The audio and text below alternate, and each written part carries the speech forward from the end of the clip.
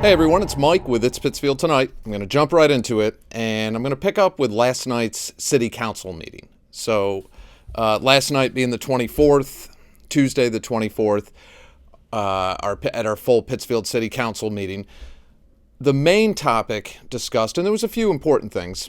So I'm going to start with the big one. The main one that was discussed, and it was ongoing, really it's been ongoing for about 2 years, is a program that Mayor Tyer proposed called At Home in Pittsfield.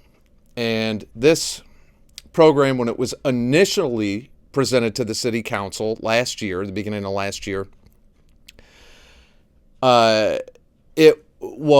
she wanted to take $250,000 from the General Electric Economic Development Fund and use it for forgivable loans to homeowners to do certain exterior repairs, a new roof, siding, a porch, that type of work. It had to be exterior and it had to fit their criteria.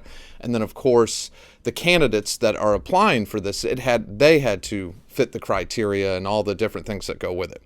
So it didn't pass last year, and the mayor, when it didn't pass, had informed the council that she was going to put a team together and they were going to look at other ways to secure funding to do this. So it came back up. Some of the new councilors that have been elected since then are supporters of Mayor Tyer, because the way Pittsfield politics works, and maybe it always has here, at least in my life, is cliques. You have cliques and groups. They work together. They endorse each other and they put each other on flyers to garner support for each other during campaign seasons and the whole deal. They work as a team. It's like take the disaster that you see on a national level and bring that into Pittsfield. Smart idea. But anyway, that's how it works. So it was brought back to the council this year. The mayor knew after the elections that she had the support she needed to get it passed. They brought it back and they upped the ante on it a little bit. Rather than $250,000 from the General Electric Economic Development Fund, this time it was $500,000. So it did pass, and it has a little bit of different criteria. The big thing that stuck out to me, and I think a lot of people, was one of the stipulations is, I believe it's per household. You know, for one, you have to live in the property. So if you're applying for this forgivable loan, you have to live on the property. It can't be an income property that you own. You have to reside there. You have to have lived there for at least 2 years. You have to agree to stay there, I believe, for 7 years.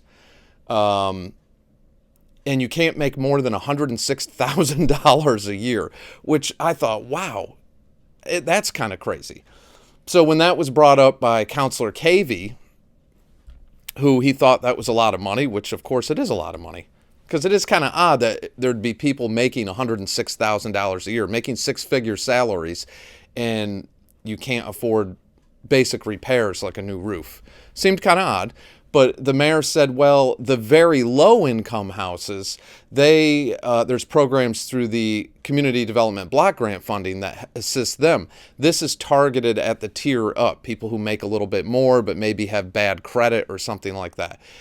Once I started hearing all that, it even got stranger to me, this whole program. So it's for people with bad credit and situations like that might make really good money, but something went wrong and they can't get a roof on, or they can't redo their porch.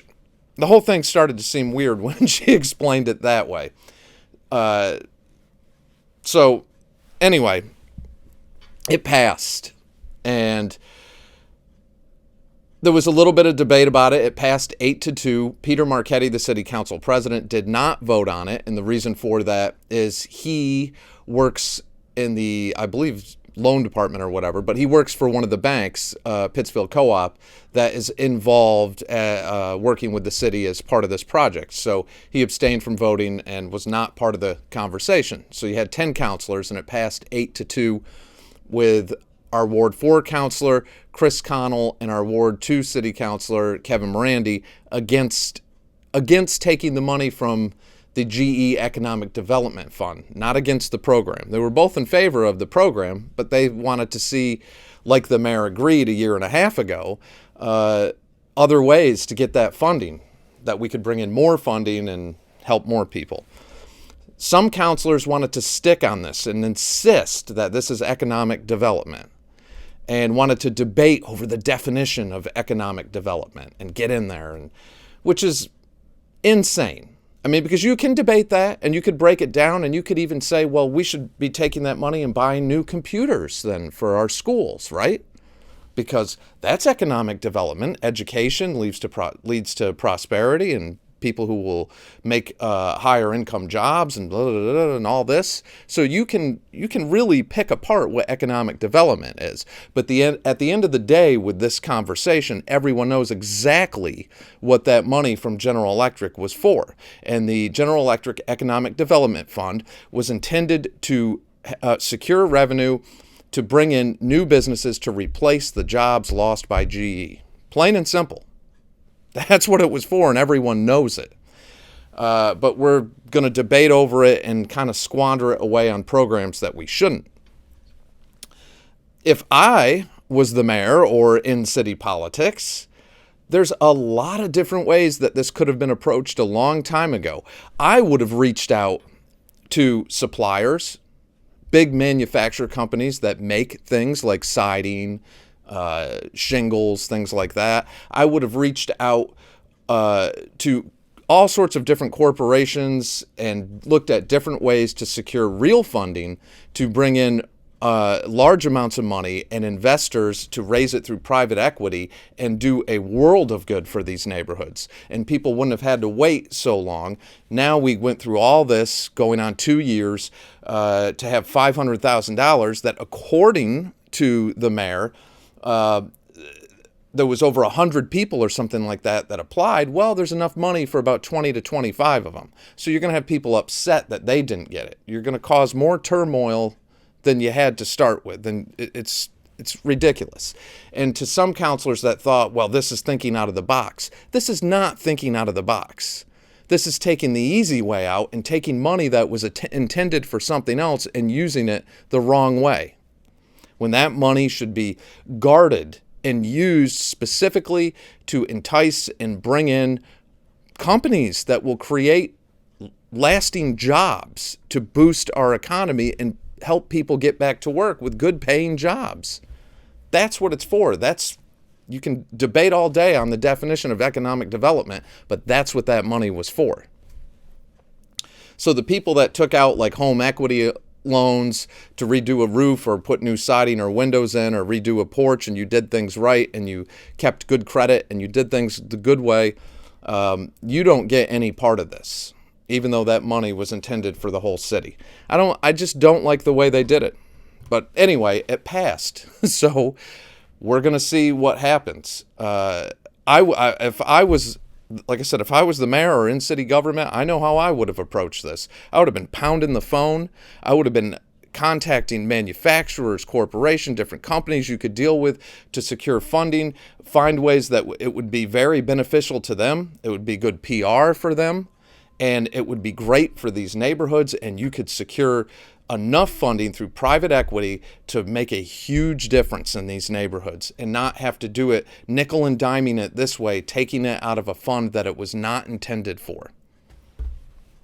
So anyway, keep an eye on that. I know there's people that were in favor of it, residents, because they're desperate to get help.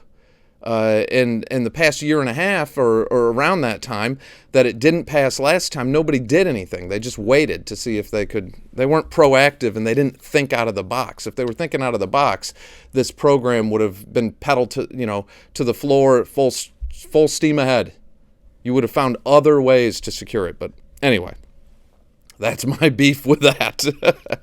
Another thing that I want to talk about is St. Joe's High School. So the St. Joe's High School is, once again, our emergency winter shelter. The mayor's referring to it as a winter COVID shelter. And the reason I'm bringing this up is because I've heard that there were 50 beds available there. I think one of the counselors mentioned that there were 50 available beds, and it was about at half capacity. You still have people staying in some of the parks. As of December 1st, they will be evicted from our parks. I went up to Springside even. Nothing posted on that bulletin board that says that. Is anybody working with the people there, or are they just going to go in December 1st and just snag all their stuff and cause a whole scene? That's kind of frustrating. Again, another problem that just keeps getting kicked down the road, and no one's really being proactive. If it was an election going on right now, you'd have all the politicians there with photographers, getting ready to promote themselves and all the wonderful things they're doing. But because that's not happening, we're not going to see that right now. We saw that in the at the end of summer last year, when I broke that story, and have kept this in the forefront. But I'm going to do some more follow-up on that. We have no warming stations right now. We still have people out on the streets. We're not handling this the right way. And now they're going to be evicted from the parks and forced basically to go to that shelter, which some of them don't want to go there based off what happened last time. Their belongings were thrown in the trash. They had no hot water at multiple times to take hot showers.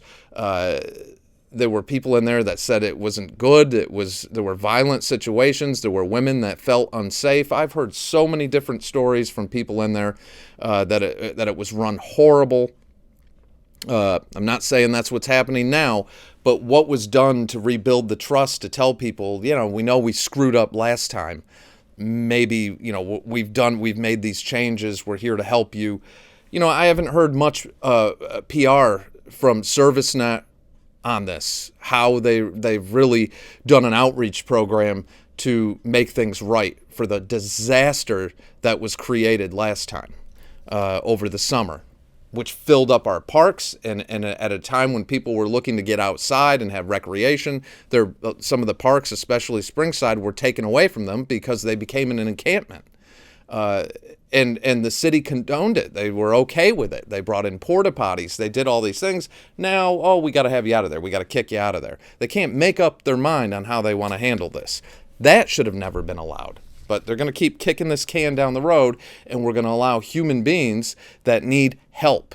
A lot of them need substance help, mental health treatment. Some of them just need help with job placement or housing placement. And housing's a disaster. Affordable housing is very difficult to find in this community.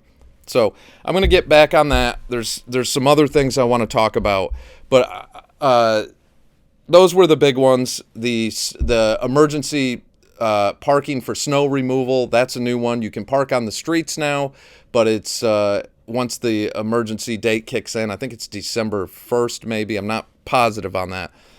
But you can, like on odd days of the week, you can park on the odd side of the street, addresses with odd numbers. Even days, even side of the street. How it's going to be enforced, I wasn't completely clear on that, but that's another one that I'll be covering. And then, of course, North Street, which is very confusing, and I know some people think, if you're against the obstacle courses and all these different patterns on North Street, you're just being negative. I don't get it. It's very confusing. You have one section that's head-in diagonal parking, one section that you park in the middle of the road, basically. Then there's a bike lane, then there's not a bike lane. The whole thing is so bizarre. And Melville Street is like, I don't know, like a go-kart track almost. It's like a slalom course. I don't get it. Supposedly that's going to create all sorts of new visitors coming to Pittsfield. I don't know how. So this winter, keep your eye out. There should be people on bicycles everywhere. So that's it for now. Sorry if some of that sounded negative, but have a happy Thanksgiving. Pay attention. Please, people, consider running for city council. Please. We need some new blood on that council, and we have elections coming up. It's only 4 or 5 months away from pulling papers. So again, that's it for now. Have a very happy Thanksgiving, and I will catch you all this weekend.